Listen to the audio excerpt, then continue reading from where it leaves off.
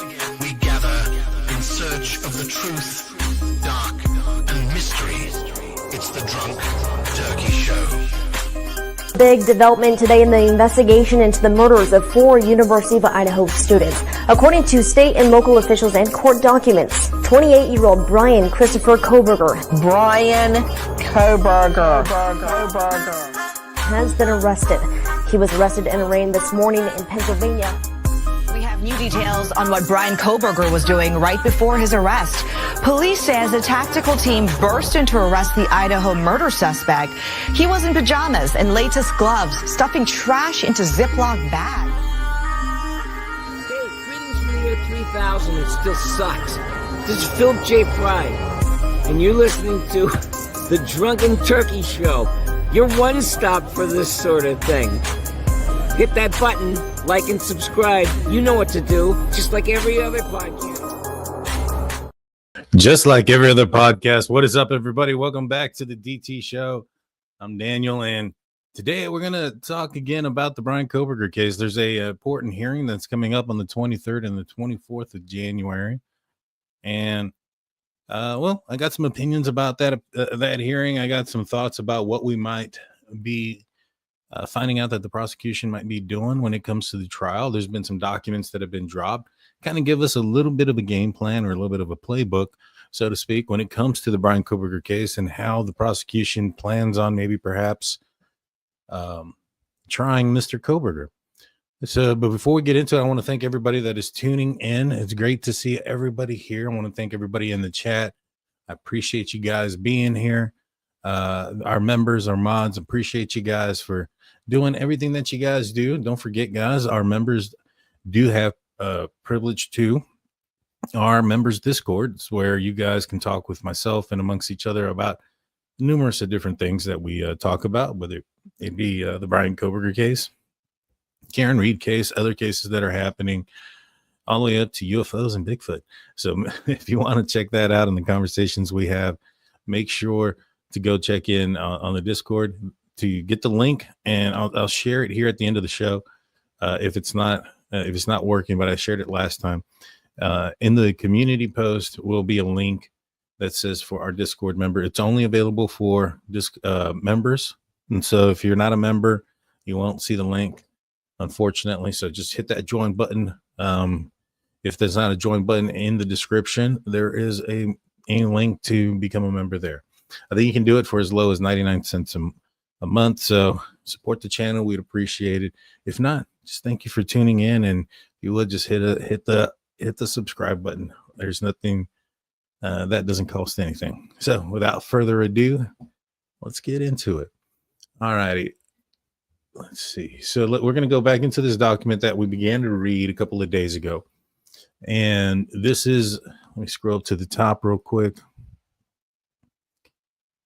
This is the state's objection to defendant's motion to compel ICR 16B7 material and for sanctions. Now, the last time we spoke about this, I talked a little bit about maybe perhaps some of the toxicology reports and things of that nature that we might be seeing. I do understand that they're using this case here, Morten, for in reference to the, how the evidence and the motion to compel work versus the drug aspect, but they are looking at a drug aspect, and it does come into it here a little bit, and we'll see, and I'll point that out to you guys. And so, but let's start off here with what the potential game plan is, and that drug aspect. We'll talk about it when we get there. So on December 18, 2024, the state disclosed 25 potential experts that the state intends to call at trial. Defendant takes issues with 22 of the disclosures, claiming that they are insufficient. All 25 of the state's disclosures comply with the court order. All right. So what we're going to go through is just what the prosecution is putting out there, not whether or not it's right or wrong or good or bad or anything like that. We're just going to talk about the specific experts that they're having and what that could mean for the potential game plan for the prosecution. But before we get into it, I want to let you guys know. So I said a couple of days ago that the hearing on January 23rd was more than likely going to be open. Not necessarily sure that's the case anymore. From what I understand, it's potentially going to be closed to the public, so we may not be able to see it after all. But one thing that I will say is if it ends up being closed to the public, January 23rd and the 24th, there's probably, because the defense is probably anticipating that it may not go in Bryan Kohberger's favor, right? So they're going to be talking about suppressing some of the information. And, this is something that they have, and it was looking like it was going to be open. What this means is that if it's now closed, and it could be a couple of different reasons, but one of the reasons, and one of the I think now that it's potentially being closed is it's probably not going to go in Bryan Kohberger's favor, meaning whatever comes out there is probably going to be prejudicial towards Bryan Kohberger's case, and they're going to want to seal that. And so that's basically it. I thought that this may have been the process that they were going to go with, just because even if it is things that do get suppressed, let's just say the defense is correct on some things, or maybe not correct, but let's just say they win an argument, and something gets suppressed, that information they don't want out in public. So, I was a little bit, at first, a little bit taken back by the fact that they were going to have this open. But now that, we also, I did look into what a Frank's hearing is and how often they are a public hearing. And for the most part, it is a public hearing. And so for them, I'm not saying that this is the Frank's hearing, but from what I understand, this was referencing the motions to suppress 12 different motions there for suppression of evidence. So I just wanted to get that out of the way. It's probably most likely like it's not going to be open to the public, but I see that as probably something that is not going to be working in the favor of Bryan Kohberger. All right, let's get into this. So for Exhibit S1 and S6, the state disclosed expert opinions regarding toxicology results of all descendants as detailed in provided toxicology reports. In addition, the state included the toxicologist's curriculum vitae, CV, which supported his or her opinions. And so basically what this means is, well, let's break this down. So this is the state's witness, and they're going to be talking about the toxicology for the decedents, not descendants, I apologize. The decedents, which is those who have passed. And what the argument, I think here, for the reason why this expert's going to be here, is if the defense comes in with some sort of argument that there was drugs involved, or that the some sort of theory of drugs being the reason why the murders occurred, the prosecution is going to come forward with a toxicology report to show that, and from what I understand, is that there was no drugs in any of the systems of any of the persons who were, any of the victims whose lives were taken. So I think we got to remember, this is a state witness against Bryan Kohberger. So for those that think that maybe perhaps whatever they have to say might be in benefit of Bryan Kohberger, it is not. This is a state witness who is testifying against Bryan Kohberger. So what I think this is going to show that the victims of the 1122 King Road residents, Xana, Kaylee, Maddie, and Ethan, that there was no drugs in their system. Toxicology reports came back clear. I've talked to a couple of members of the victims' family members, and from what I understand, there is no drugs in their system. So I think this is going to be the argument where they're going back and forth with when it comes to this piece of information. All righty. And in okay, so now the next one is going to be Exhibit S2. This is for Special Agent Balance. This is referencing, according to this document, Balance is going to provide his opinion as to general locations in which the target cellular telephones were located at various times before and after the homicides at 1122 King Road, and the cellular phones' directions of travel.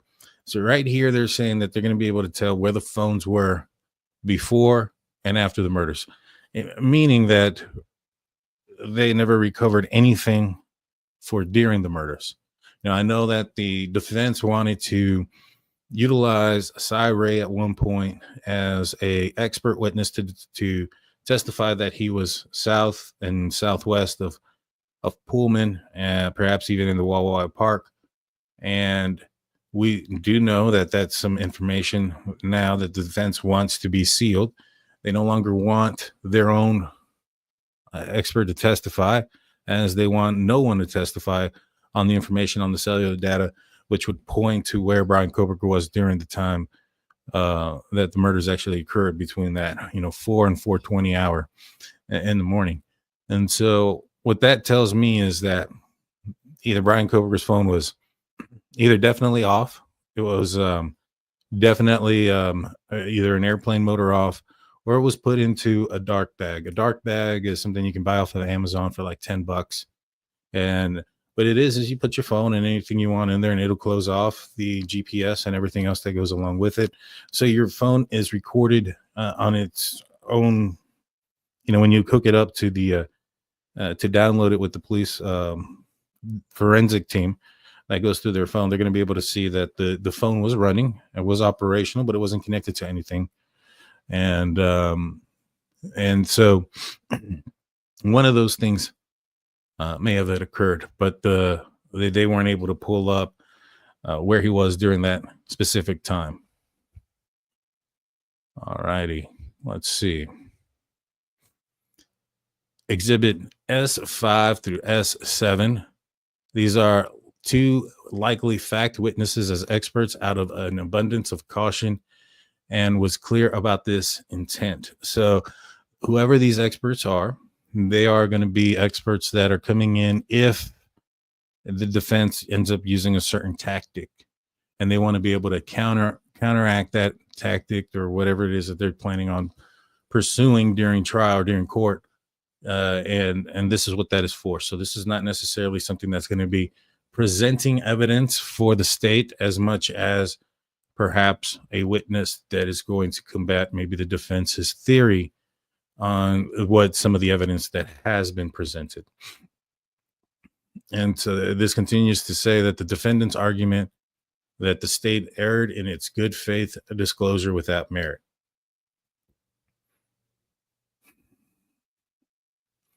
In the event either of these witnesses are in fact experts within the meaning of ICR 16, it is clear from each disclosure exactly what these witnesses would testify to based upon the provided disclosures.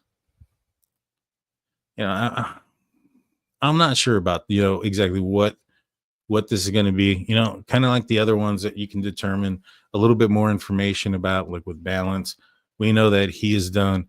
In the Lori Vallow case, he was the person that was the expert when it came to locations and things of that nature using cellular data.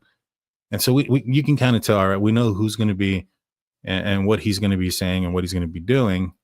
And based on the information that is provided there, we can determine that there is no middle ground there. There's no middle time where when the actual murders were occurring, that Bryan Kohberger's phone was connected to anything. Here with this, I mean, outside of just knowing that, this is probably going to be just a rebuttal argument or witnesses, I can't tell you what this one is about. Let me know in the comment section or in the live chat. Let me know, guys, what you guys think about this one. What do you think this could potentially be as far as when it comes to this specific part? All right. Let's see. Give me 1 second.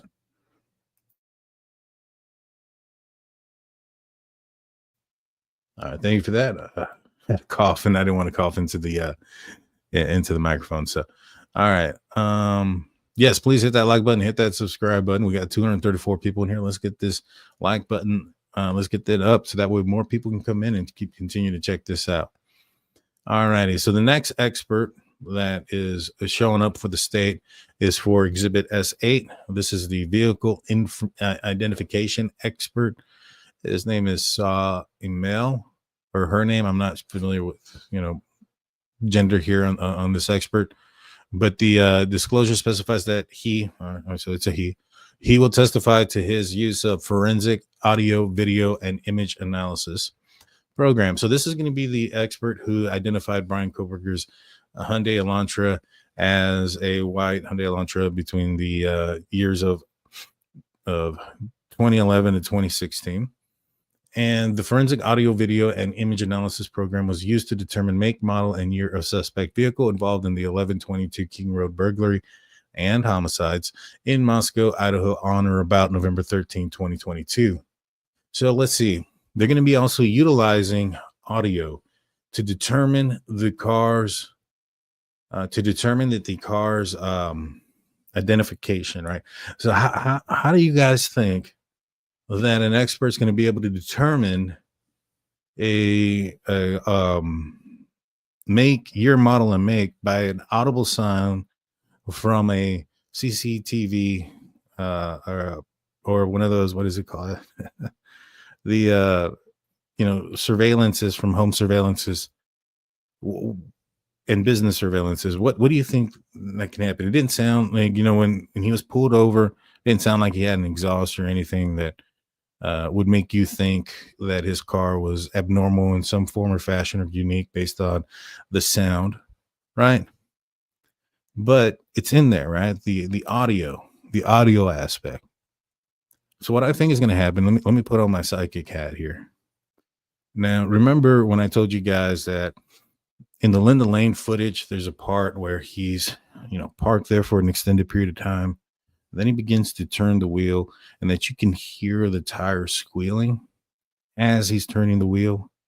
Well, you have at that point, you have the video showing the suspect video. You got the time in which it was there because it's timestamped, and now you have the sound of tire squealing, and you can see its location. So now you can go out there and identify one of these tire marks with the sound that you heard on the audio showing you the vehicle that was in question. And so then that way you can identify the vehicle that way if you get in contact with the tires, right? With those tire particles. Now, that's only one part that we know of. In the PCA, it discusses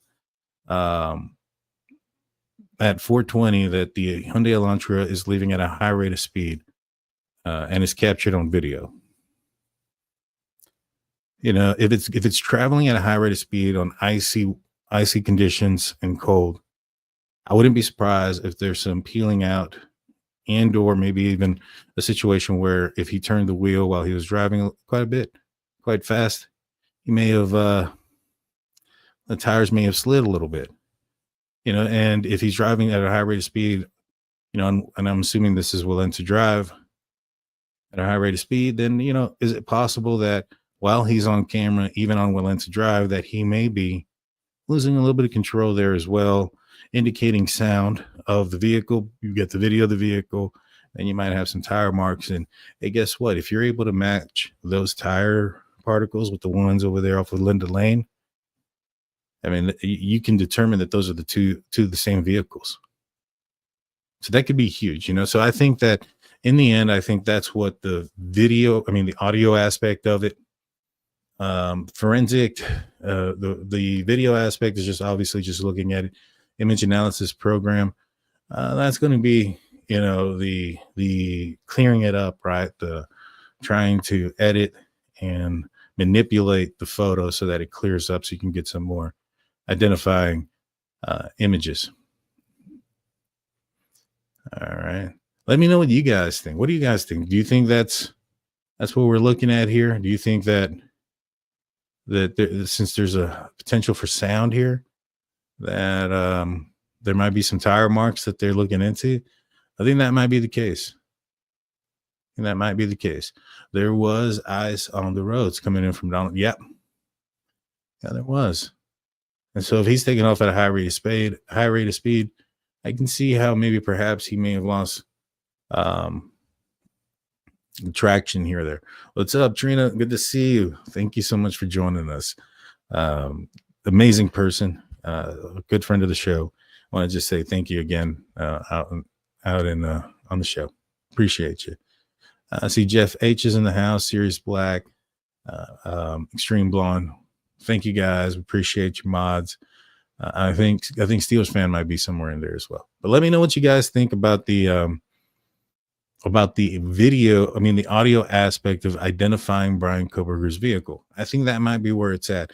And if you have that, I mean, you got to be done. You got to say it's done ski at that point, right? Because Bryan Kohberger is claiming that he was nowhere near Moscow at the time of the murders. He was, southwest of Moscow and south of Moscow, nowhere near Moscow. And yet, if we're able to determine that the vehicle that is seen during the time of the murders, and you're able to determine based on the potential markings from the tires that you can match to the vehicle, that's a pretty big nail in a coffin, in my opinion. Let's see. Jeff asks, Daniel, did you ever see the video I did where I saw a couple of seconds of each of 5 passes by Linda Lane camera? You can hear them on right after the other. Yeah. I did see that where you put them out there and you can see where they're driving around back and forth. Yes, I've seen that. And I think we discussed this, Jeff, when I asked you if you had ever done this. And then I asked you, I think I even asked you, I was like, hey, that last time around, was it faster than the other times? And I think you told me, yeah, by X amount of seconds. And I was like, yeah, that tells me that he drove by there. And, when he drove back around, that he knew what he had to do. And so, or he knew what he was going to do, maybe not what he had to do. He didn't obviously have to do any of this. All righty. Daniel, those tire tracks were there before the cops were, were there. They took images and videos and pictures of a bunch of tire marks. There's a few in a lot of different places. Now, yes, if there's a few in different areas, it's going to be hard to determine. All right. Was this here before? Was it here after? But that's why you have the footage. That's why you have the Linda Lane footage. You can see when the tires, where the vehicle is, and you can hear the tires squealing from when he's turning the wheel. And you know that while you do that, you're going to leave tire marks there. Now, all they had to do was take pictures and measurements and collect rubber compound from the ground on all the tire marks that they had in the vicinity. Now, they're not going to know right away that, this tire mark was there this night or that or earlier or whenever until they go back and review all the footage.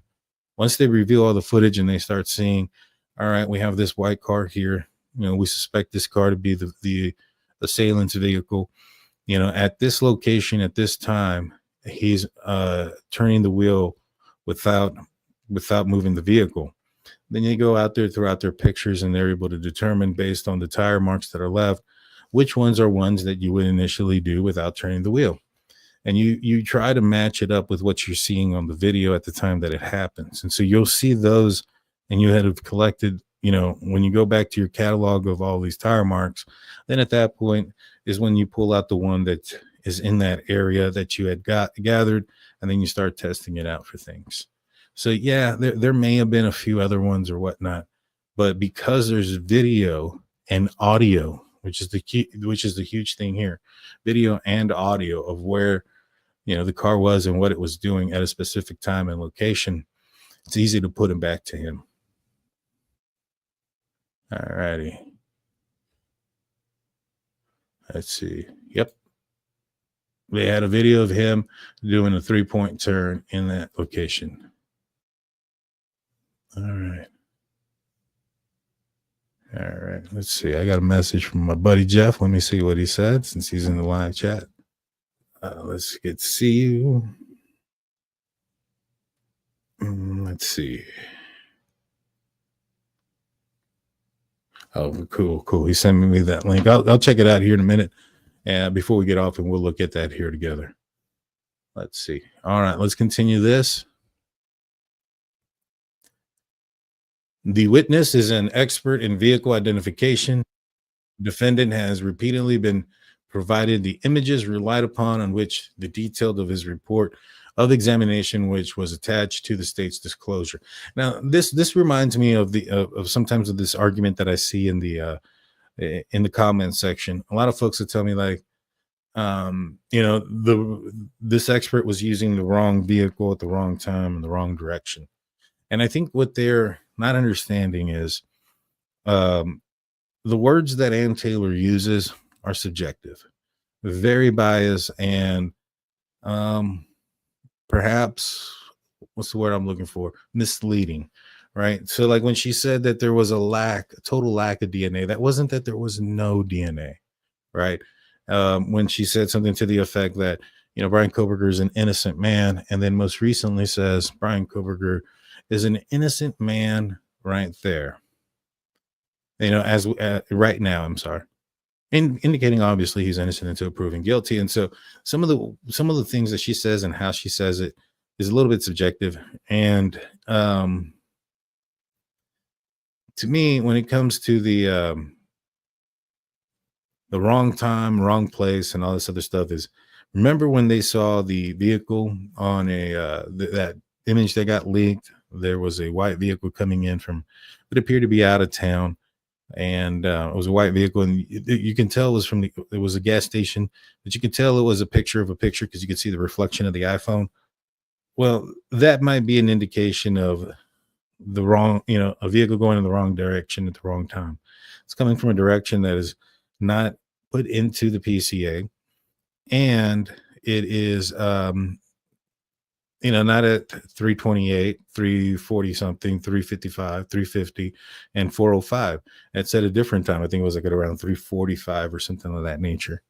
And so because that may be one of the cameras that they utilize to identify the vehicle, and Taylor might be saying, well, it's going, it's a vehicle that's going in the wrong direction at the wrong time.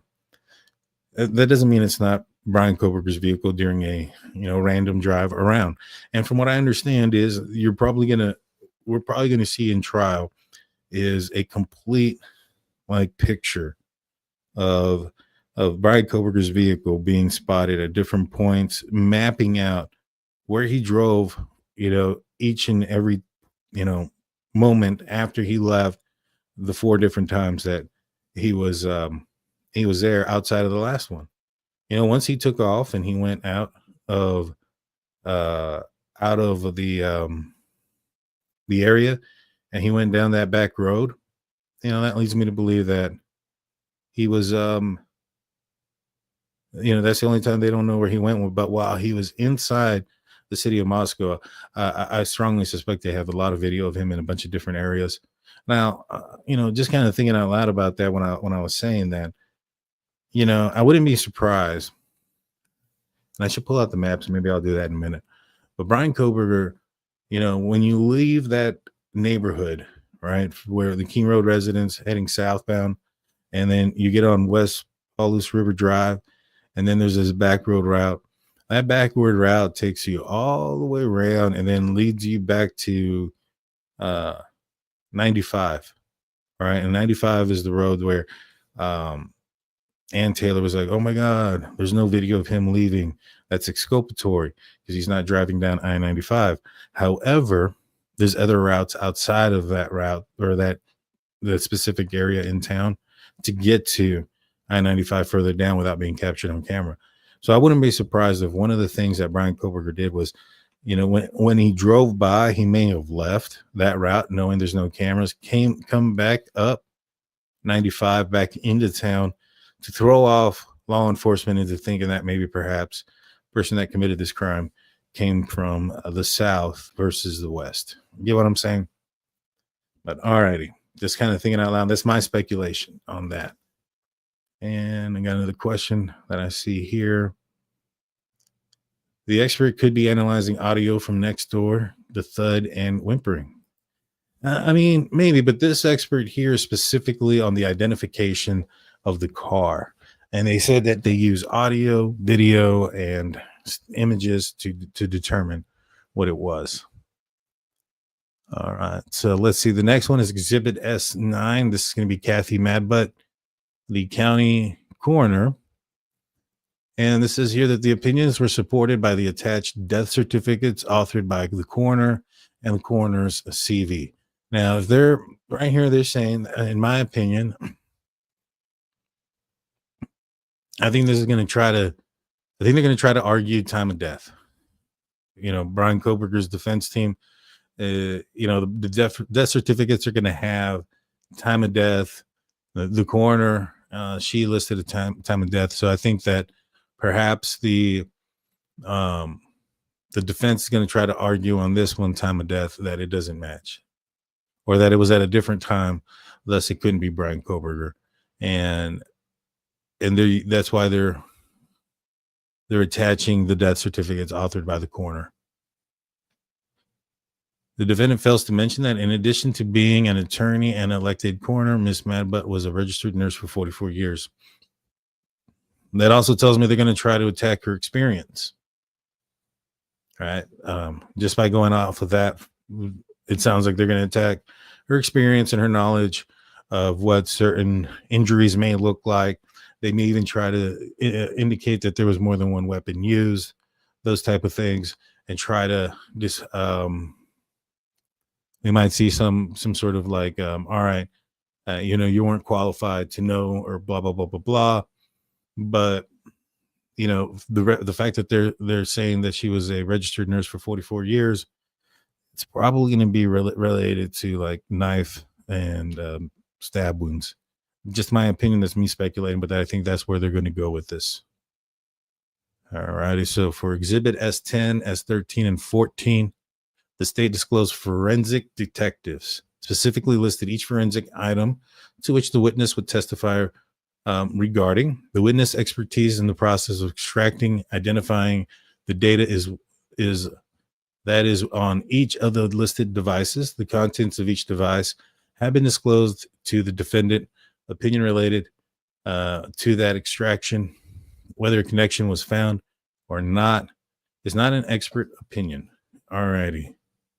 So basically what they're saying is they have forensic detectives that went through his electronics, whether it's his phone, his computer tower, the Fire Stick, those type of things.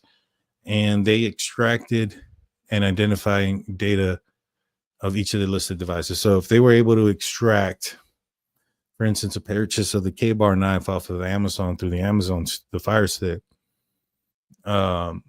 they basically are saying all they're doing is like, hey, here's a documented list of when this happened, and this is what we found.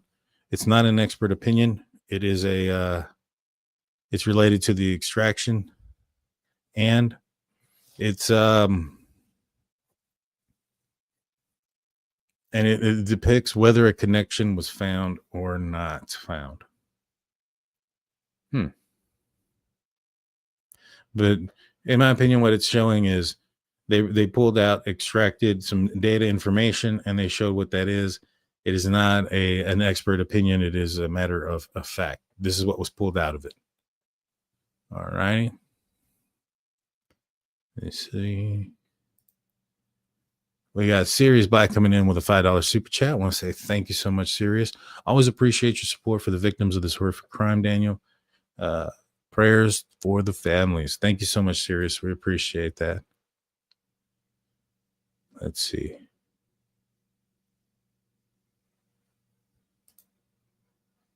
AT was chewed out by Judge for using the word exculpatory and the word placed when it came to the sheath. Yeah. Yeah. Taylor is setting up for that. I mean, she's going to try to. I mean, that's her job, right? She's going to try to set up doubt, and so that way she can get her client off. Like, for instance, I was listening to, I think it was one of the attorneys that represented Richard Allen in the Delphi case. They did a little interview with her, and she mentioned some of the things that she felt that was reasonable doubt. For instance, she brought in the fact that that somebody plugged in headphones at 3:45 and then unplugged them at 9 o'clock or something like that at night. And she says this knowing that the experts testified that, well, in that situation, the defense was saying that a call came in at 5 something, right? And that when that call came in, somebody plugged in headphones in order to silence the call, and that those headphones were unplugged at 10 o'clock. Now, the problem with that is if, let's just say that their theory is correct, that this person plugged in headphones as soon as he had heard the ringer go off. The problem is the headphones plugged in within milliseconds of the call coming in. So if the theory is that he heard it, I mean, unless he's the Flash, I don't understand how he's going to hear a ringtone, pull in his pocket or wherever, pull out these headphones, plug it in without moving the phone, because the phone didn't move. So plug it in into the phone without moving it under the body of a victim, and in efforts to silence the phone call, and all this in within milliseconds. It doesn't make any sense. Now, there was a, if you do a quick Google search of those iPhones at the time, if they got wet or dirt or mud into the phone jack, which they had gone through a creek, there was a common defect where it would go into headphone mode. And so if somebody's calling in and it finally picks up, and there's water into the port there, well, it's going to automatically, go into the headphone mode. Now, what do you think is more logical? At the speed of electricity hitting the headphone jack would then cause the millisecond delay from it going from ringing to the headphones in, or that you have this guy who was just ready for the call to come in and was just that super fast. Now, that's common knowledge. Everybody knows that. Yet she's still hanging on this, saying that, oh, that's reasonable doubt. He needs to be free. And just kind of holding on that, knowing that there's obviously an explanation. So that's why when it comes to defense lawyers, just kind of take what they say with a grain of salt, because it's very biased on one side.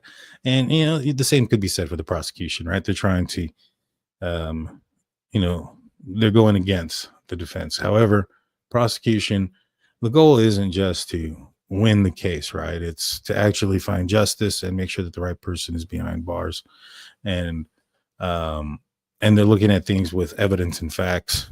And sometimes the defense, especially if their client is guilty, they're not pounding the facts. They're pounding the table with all these theories and a bunch of other things that come up. All righty. Well, I'll leave it at that. Let's continue here. So, like I said, forensic detectives, they're going to be looking through his phone, looking through a bunch of other things. And then we're going to have for Exhibit S12, an expert on crime scene reconstruction and bloodstain pattern analysis. It's also probably going to determine a few things, like where the person was at, where they were standing when the crime was committed, where did the crime start, those type of things, sequence in which where the victims were, where the victims' lives were taken. Those type of things are going to be able to be explained due to the blood patterns analysis and the crime scene reconstruction. They're also going to be able to determine how fast it would have taken for somebody to walk from outside, walk about maybe 20 yards, if that, maybe 15 yards from the exit of the property, the edge of the property, to the back sliding glass door. And what is it, like maybe 50 feet tops, to walk upstairs, walk back downstairs, and walk towards Xana's room. So, I mean, if we're looking at about, what does it take you to walk that amount? 50 feet plus another 25 feet, so that's what, 75 feet? It don't take that long to walk that, to be honest with you. A few seconds, 40 seconds. And then the time that it actually takes to commit the crime. Remember, these guys, the victims were asleep. Some or all or a few or a handful, whatever, may have been under the influence of alcohol. A lot of people say, oh man, he must have been some sort of killer ninja, whatever. Not necessarily. There was a crime in Australia at an airport where a man, I think he took the lives of 6 people, stabbed, I think in total 18, did this in about 18 minutes, and 15 minutes of it was running from the police. All of his victims were alert and awake. None of them were asleep. It was not in the middle of the night, and they were not inebriated or potentially under the influence of alcohol. So to say that, oh man, it must have been, it was too quick of a time. I don't understand how slow they think Bryan Kohberger or anybody was moving in there. It's one of my bigger pet peeves when people say, oh, it's not enough time. All righty. So let's see.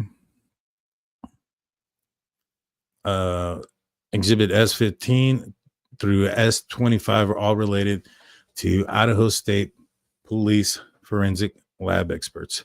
So that's 10 pieces of evidence, right? Or exhibits that relate to the Idaho State Police forensic lab. Now, these are people that are going to be testifying against Bryan Kohberger in trial. Defendant claims not a single DNA expert opinion was reported or was produced. This simply is not true. State refers to defendant to specific lab reports, the corresponding bait numbers. Defendant apparent argument is that the state is required to make duplicative disclosures is unsupported. A simple reference to where the defendant can find the report is adequate. And so some of it's going to be about the DNA, right? This is going to be DNA stuff. 10 different pieces of 10 different exhibits referencing the Idaho State Police forensic lab. That tells me, that, we know that there was DNA on the knife sheath. We know in another document that they dropped that fingerprints or a fingerprint expert may be in use. Again, these are state witnesses to testify against Bryan Kohberger. Now, in all the other ones that we've seen, there's been a few of them that we've seen. If there's been like a rebuttal witness or somebody that's going to be coming in talking about specific points, they've had them here, and they're going to talk about one expert when it comes to the DNA, as far as having to rebuttal somebody, and it's not with fingerprints. So, I know a lot of people were thinking, oh, maybe it was a rebuttal lawyer expert to counteract what something maybe the defense might be saying. It doesn't appear that to be the case. And so these are 10 from 15 to 25 that relate to the Idaho State Police forensic lab experts. Just kind of something to think about. Maybe perhaps the shoe pattern is probably going to be one. The latent shoe prints is probably another one that is going to be out there as far as evidence against Bryan Kohberger. What about the DNA potentially inside the vehicles, or the vehicle and in the apartment? That could be something there. There's 10 of them. So list them out. Let me know what you guys think. It could be the 10 exhibits that the Idaho State Police forensic lab experts would be testifying. And again, one of them is a rebuttal. So it's 9 pieces of evidence or 9 exhibits. Well, hold on. Yeah, it'll be 9 exhibits. So a little bit further down the line, it says, the state follows suit disclosures S16 through S20 and S22 through S25. The state's experts disclose disclosures regarding lab experts satisfying the ICR. So basically, from everything except for S21. For S21, the state disclosed Rylan Nolan, who is an expert. This is in anticipating that the witness is actually a rebuttal witness who is prepared to testify regarding secondary transfer if necessary. So basically what this means is, out of the 10 experts that they have between S16 and S25, one of them is a rebuttal expert, and they're anticipating that the defense is going to try to allude that Bryan Kohberger's DNA was transferred to the knife sheath by somebody else, right? Whether it was placed there, like whether they claim that it's the police department that placed it there, or whether it was transferred merely by touching somebody else, by shaking somebody else's hand, or whatever the case may be. They have an expert And let's see, I pulled this up earlier. Let me see. I hope I didn't go too far from it. Right here, Rylan Nolan, who has worked for the ISP lab for more than 20 years, including as a manager the past decade, is the only one of the group of the state's forensic DNA experts identified by name in the prosecution's latest filing. She is expected to testify to secondary transfer on the process by which a DNA can pass from one person to an object or another person, prosecutors wrote. And then it goes into effect saying the investigators found the leather knife sheath for a combat-style knife on the bed of one of the victims next to her body, according to the police. ISP lab later discovered a single source of male DNA on the knife sheath's button snap, which the police and prosecutors have said later matched directly to Kohberger. So so there's 9, right? So we have DNA on the knife sheath. We're probably going to get the DNA swab from Bryan Kohberger's cheek, and that match there. The DNA from dad and all that other stuff is not going to be in trial because that's not needed. They have his DNA to compare, so they don't need to do the ones for the dad. Let's see. The vehicles, or his vehicle, the apartment, the home, those are all going to be tested. I'm not sure if any of those things are going to come back as an expert requiring anything, but there may. So it's about like 4 or 5 there. There's still a few more. Let's see. All righty. So let's go back. So basically that's it. Those are going to be the experts that we have been able to discover from the state's motion here. Should be an interesting case. I mean, it's going to be interesting. I wish it was open so that everybody could see it, but it sounds like it's not going to be that case. Tony asks, who do they seal the info from, the public and the jury? Right now it's from the public. There is no jury. And once there's a jury, they also aren't supposed to be listening to or gathering any information about the case or have any knowledge of any of these things here, as they want somebody who is, at least informed about the case as possible. And then they get sequestered. And so only some information is released throughout. Whatever information they get is what's released throughout trial. And so what is sealed now probably won't be sealed during trial. So they'll have access to it at the same time that we all do. Great question. Okay.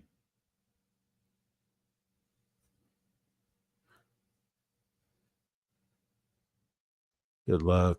Okay. I suspect it was Matt Butt who first found the sheath.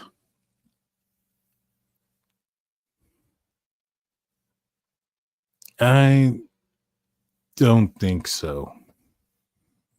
Because I don't think that the body would have been moved or any of those things until after the detective had gotten there.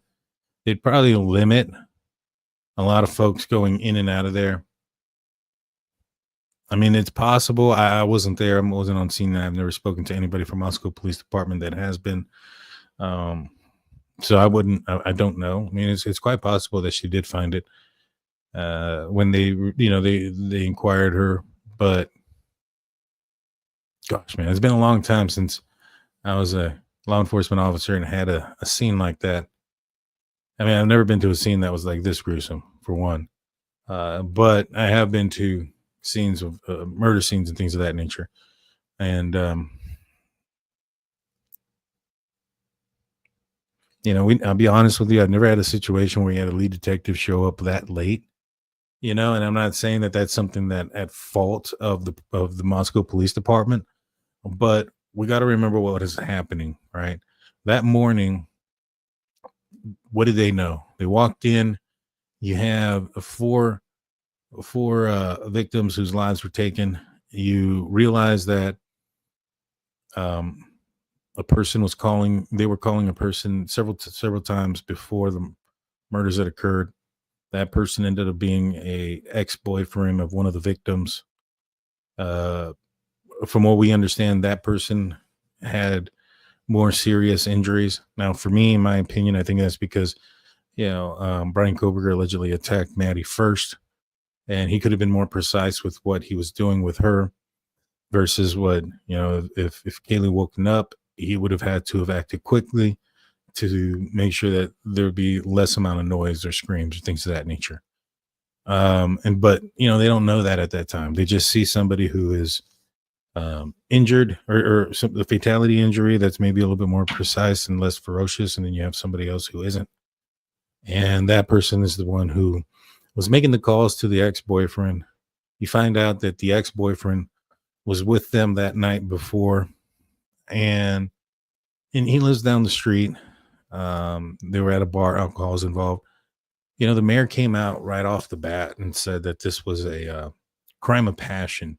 Now, he doesn't say that just because he wants to. He has access to detectives and things of that nature and captains and chiefs, and he's probably getting word from the administration of the police department about what's going on. Now, the very next day, they refuted that. They said it could be something else, blah, blah, blah, blah, blah. But early on in this case, it very much seemed like there was a potential that it could be, the ex-boyfriend. And what you had happen that morning was that the ex-boyfriend, Jack DeCore, had woken up and walking up to the house. He had identified who he was and said that he was the, ex-boyfriend of one of the persons that lived there. And they immediately, took him and asked him to go with them. And they took him to the police department. Now, he was willing to talk in that moment. Now, you have to put your mind in the mind of the police officer, detective at the time, and what the scenario and the situation was like at that moment and what they knew in that moment. He's probably well thinking that he has his prime suspect willing to talk in that moment. Now, you're going to want to go and question that person because, you wait a few hours, do all these other things. He may lawyer up at that point. He might smarten up and say, I want a lawyer, and you don't get any information. And so I think that the reason why it took so long for Corporal Payne to get out there may have had to do more with talking to the potential. You also had the victims that survived. They were taken from the scene. I think one was taken by ambulance to a hospital.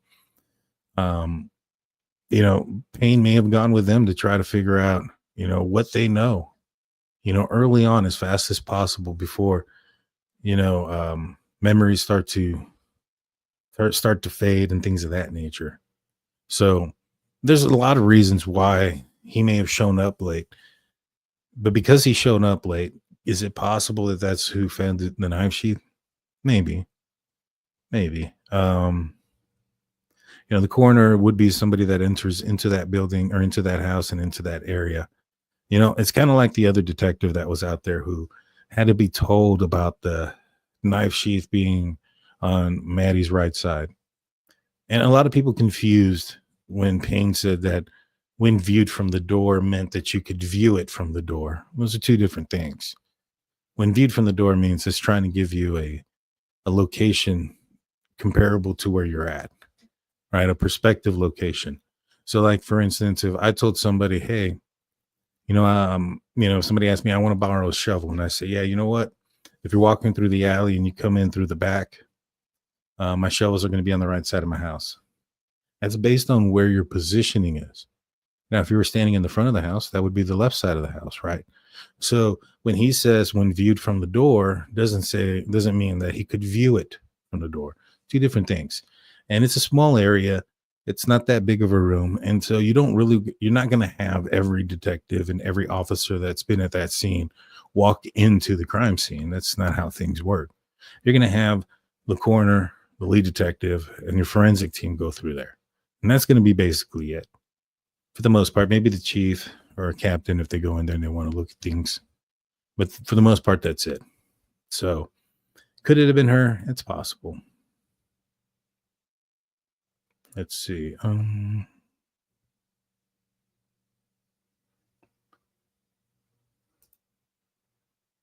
Daniel, at what point do you think BK suited up, before or after he left his apartment?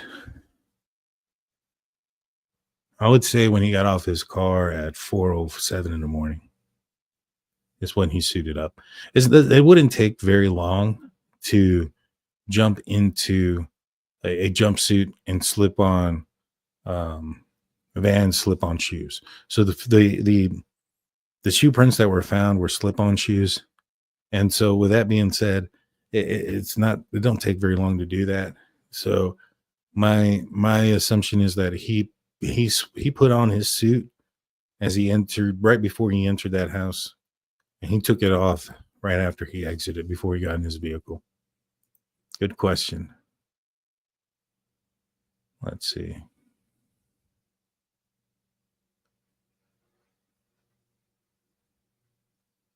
Let's see if I have anything else. Blood splatter evidence can tell you everything you need to know about how the crime occurred. Yeah, 100%. And, that's kind of the reason why, I don't think that Howard Bloom is wrong when he discussed or determined, or when he talks about in his book how Ethan, what his injuries were. I think he's spot on based on blood spatter.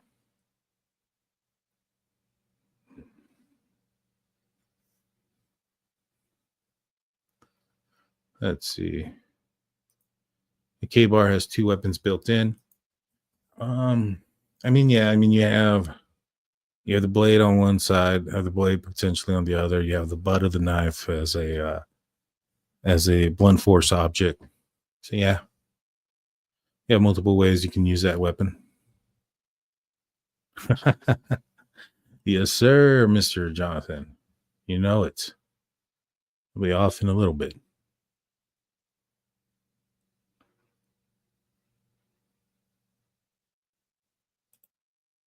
Sarah asks, which website are you seeing that? The reason I am challenging this topic is because it always grabbed my attention that the PCA specifically states that Ethan was autopsied in Spokane on December 15th.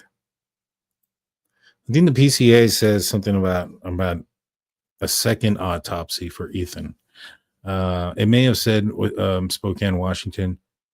I don't remember, but yeah, I do think that was specified there.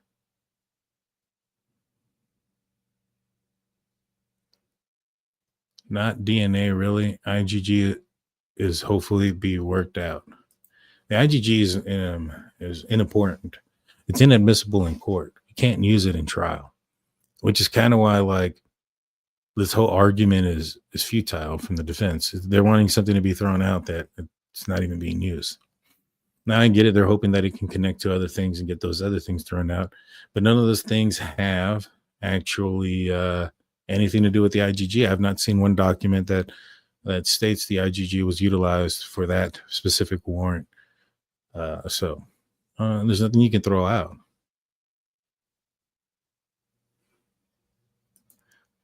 Didn't one of the officers see the sheath in his report, though? Yeah, that was going to be Payne. He saw it. He's the lead detective, so I would expect him to. There you go. CSI released the body to the coroner. They're not allowed to even touch the bodies until the coroner shows up. Sounds about right. Sounds about right.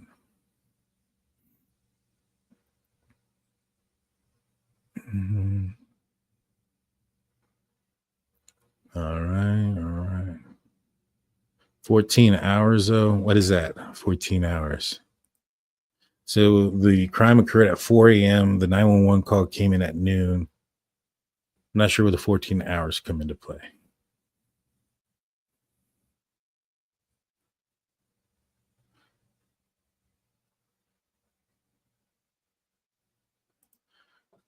Steph says, I agree about the jumpsuit. He would not want to risk trace evidence from his apartment at the scene and had plastic on his seats.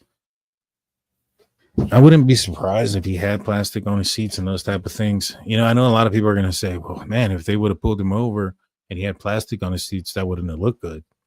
Yeah, but I mean, if they would have pulled him over anyways and he had blood all over him, that's not going to look good either after the fact, right? So it wouldn't matter. I mean, you're going to put the plastic all over your seats to ensure that you're not going to get DNA in there and stuff like that.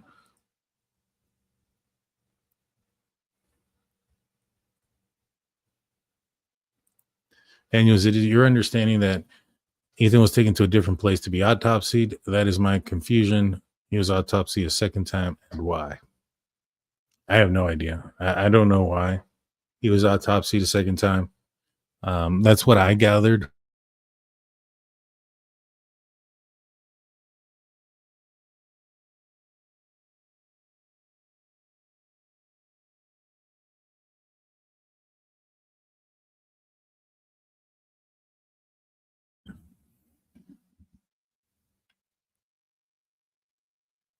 All right, I was paused there. I don't know what happened.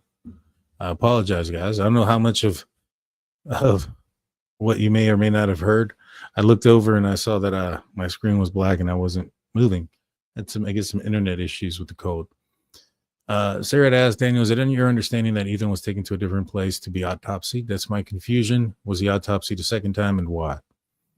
I have no idea if he was autopsied a second time or why. It appears that way from the PCA. I can only assume that happened. Why it happened, no clue. I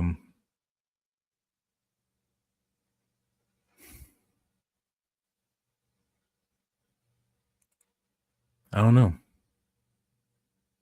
I couldn't tell you. I mean, I'd have to get a coroner on. Maybe I'll ask my friend who's a medical legal forensic death investigator and see if she can answer that for me.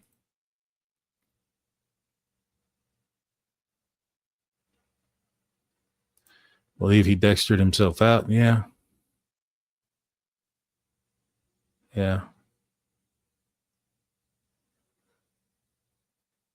me check. I'll figure it out right now what it says.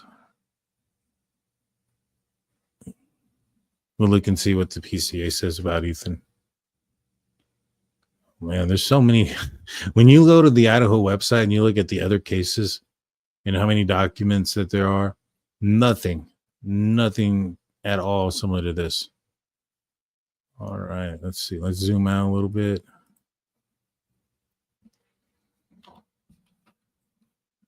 Okay.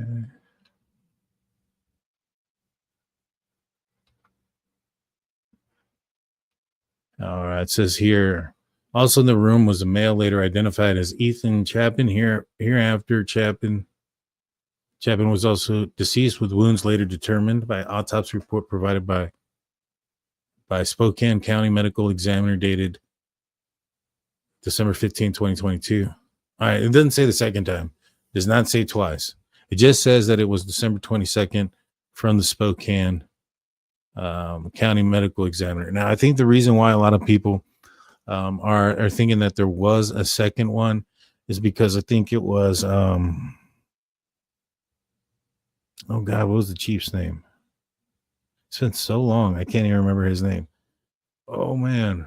Well, anyways, the Moscow Police Department chief had mentioned that the autopsies were completed, and this was on a date before December 15th. So a lot of people were connecting those dots that there was a second one because of what Fry, I don't know why I couldn't remember that, why Chief Fry had stated, I think it was sometime in November still, when he stated that all the autopsies have been completed. So that's why there's the confusion between the two dates. I remember that now. Let's see. Family may have requested the private autopsy. I mean, maybe. I just don't understand why they would use that in the probable cause affidavit. To me, this means that, I mean, it reads that Chapin was deceased with wounds later determined, and that they required the autopsy to determine that the injuries were caused by sharp force injuries.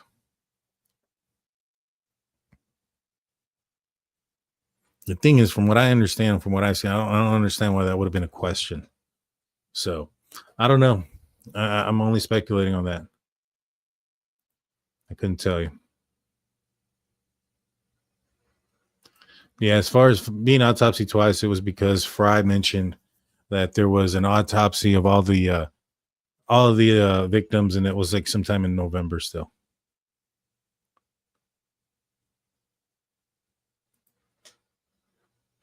I have to admit that it's super weird that it only lists his autopsy. I mean, maybe. I mean, I don't know why. I've never been in that situation before with my law enforcement career where I needed a potential second autopsy or an autopsy separated differently. It could have been because of, it could have been a religious thing, right? Perhaps perhaps it needed to be done in a certain way by a certain person or something like that. I'm not sure. It could have been a number of different things that may have taken place for him to get his autopsy either then or first one or second or either or. But I have no idea. No idea. All right, hold on one second. I want to pull some up real quick.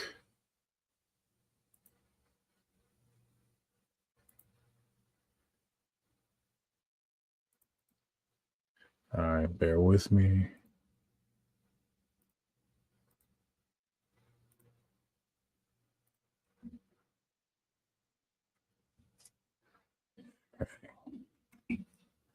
Let me stop sharing this real quick.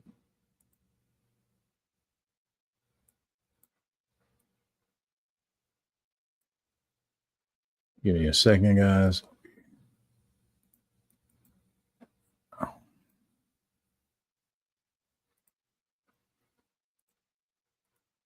I'm trying to pull up the Linda Lane footage real quick, so that way we can watch that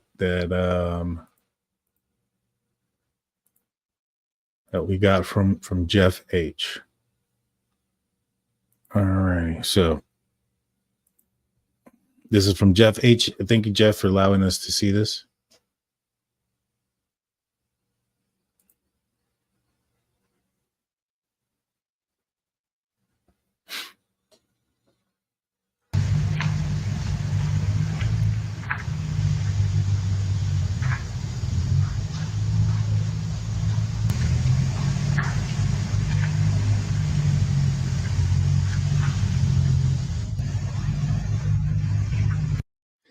So you can kind of hear that those engines sound the same, you know, as he's driving around. Maybe that's an indication also that this vehicle is the same vehicle as the other ones. But the only problem with is the quality of the microphones that are capturing the sound. Is it going to sound the same with this camera versus other cameras that are captured? Can you determine that they're the same sounds based on the quality of the camera that they have, the microphone of the camera? I think that's going to play a different role. Now, when you hear his wheels squeal a little bit, you can hear where it's leaving compound behind. That's where it's really big, in my opinion.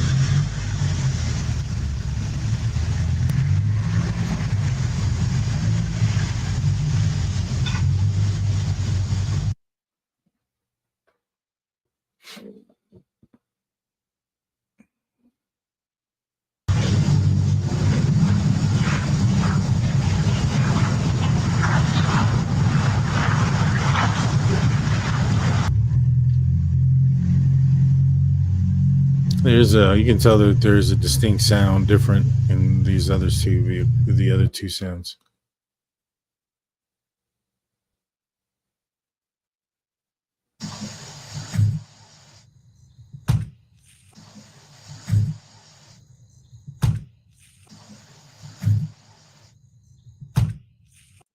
I've never heard that last part. Thank you, Jeff. You know, they sound alike, but could that be also, well, I mean, those are different cameras too. I don't know. Maybe. I mean, those are going to be some things that, you know, can that be something that it can be explained uniquely? Like, all right, this is the unique sound that an Elantra makes. Not necessarily certain that will be it, but it's possible. It's possible. I mean, that trunk noise that you hear is, when you boost it up, it's interesting. Let's see.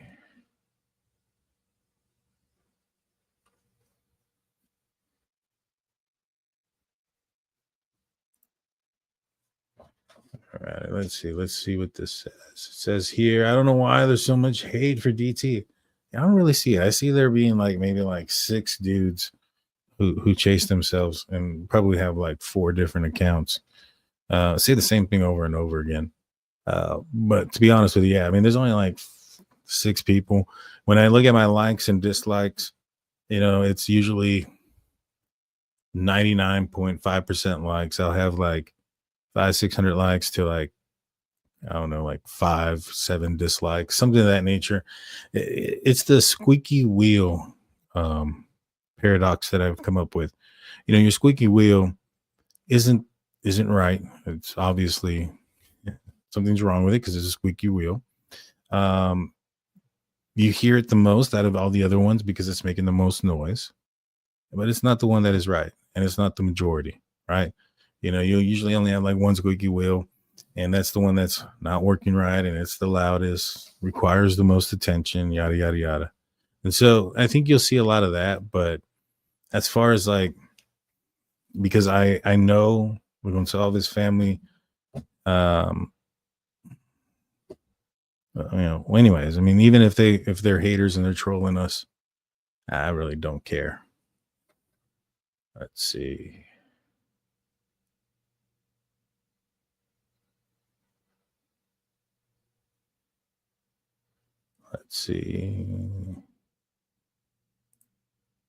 In a recent defense motion, AT claims BK was wearing dishwashing gloves when arrested, yet no mention of those gloves in explicit inventory list. I don't recall that being mentioned, that he was wearing dishwashing gloves. I could be wrong. And in the warrants of his, the search, not the search, but in his inventory, yeah, there were just those nitrate gloves that you see with like medical students, things of that, or medical personnel. Let's see. We can think he is guilty if we want to. Some of those, we don't need to think that. We know that. Like I've said, some people, they need their hand held and everything explained to them one piece at a time to understand something. Some people need a little bit less information. Some people just can look at the evidence that's there and figure it out on their own. It's kind of like when I use the analogy that this case is similar to like a math problem of 2 + 2, right? I know that 2 + 2 is 4. Some people need to write it down and figure it out that way, and others need to count their fingers. And if you're one of those that need to count your fingers to determine 2 + 2 is 4, that's fine. But it doesn't mean that the person that doesn't need to do that or doesn't need to write it down is wrong. I'm still coming up with the same answer. And in this situation here, you have the evidence that's out there. It's obvious that it's Bryan Kohberger. I mean, he's the one with his phone off. For it to be somebody else, right? Someone else would have had to have matched Bryan Kohberger's height and weight, at the bare minimum. Also drive a car very similar to his. I mean, what are the chances of that?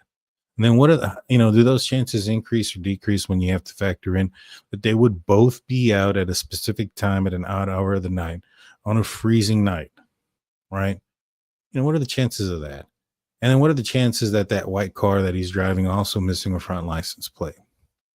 And then what are the chances that as that person is committing the crime, Bryan Kohberger somehow is disconnected from the network?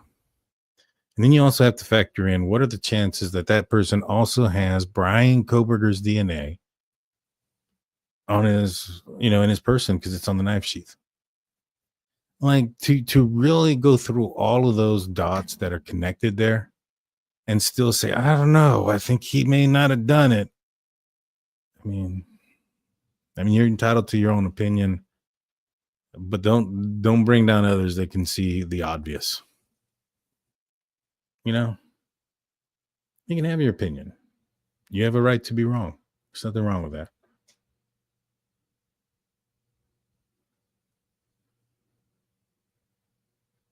Let's see.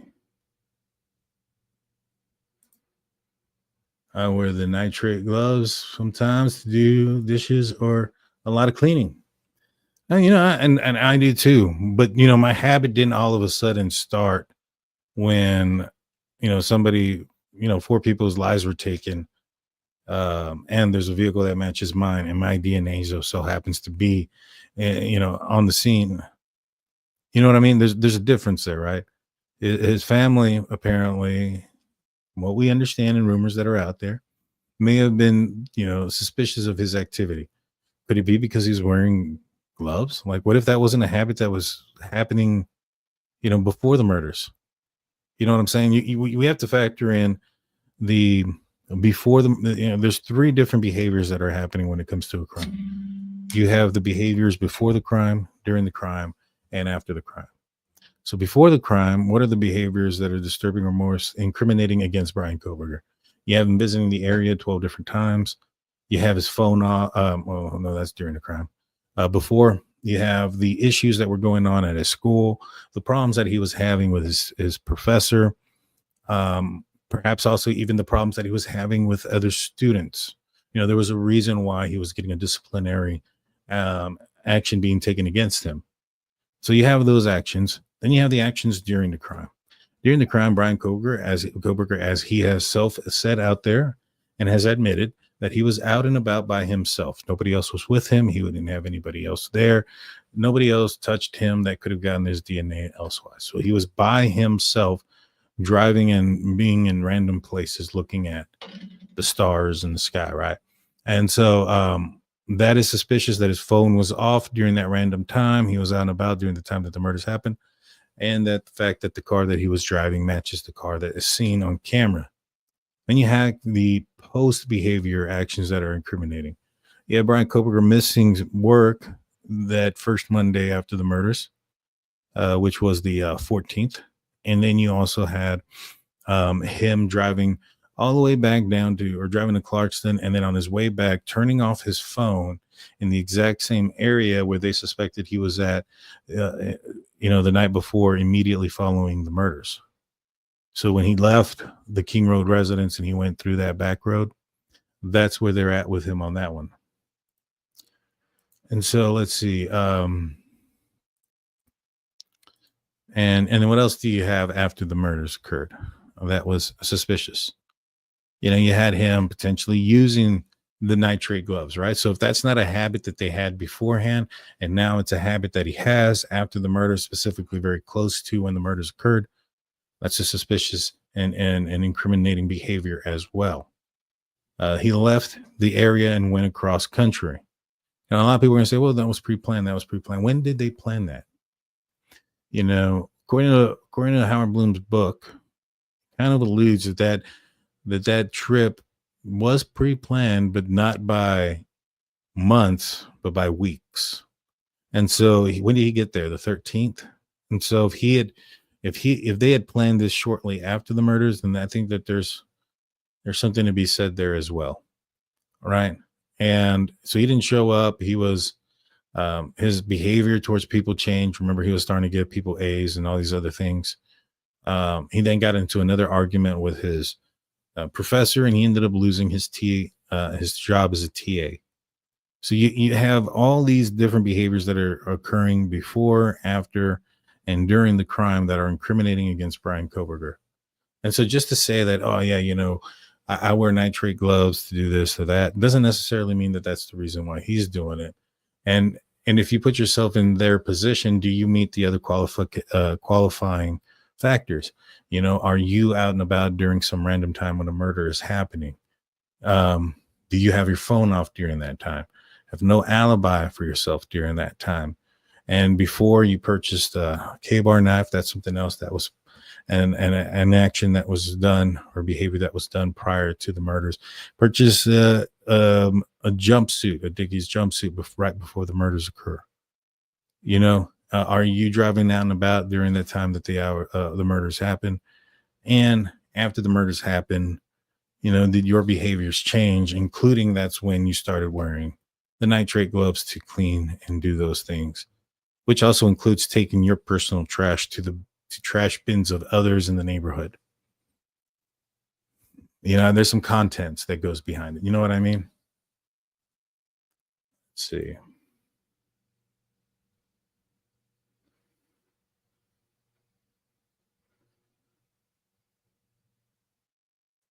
In Delphi, the jurors did their own timeline to determine Ari's guilt. Same thing applies here. His DNA, his card, no alibi, but is in a video leaving Pullman in the early morning hours. Yes, sir. Seems like the defense is having a really tough time representing a completely innocent man. I would assume so.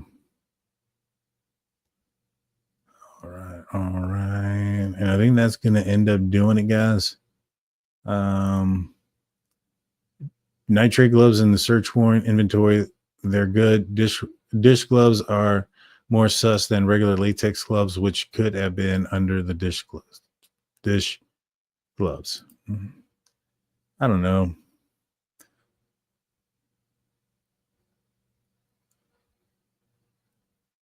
Let's see. Okay, yeah. And that's going to do it. I'm down at the bottom. Well, I appreciate everybody that tuned in. Please hit that like button. Please hit that subscribe button. Ring that notification bell. I'll be back probably on Thursday night with some more content for you guys. If you guys have anything that you guys want to share with me, please hit me up at my email at drunkturkeyshow@gmail.com. The members, you can go check out the Discord. I'm going to put the link in right now. And for everybody else, please hit that like button. Please hit that subscribe. And until next time, we'll see you then. Peace out, guys. Be safe. It's going to be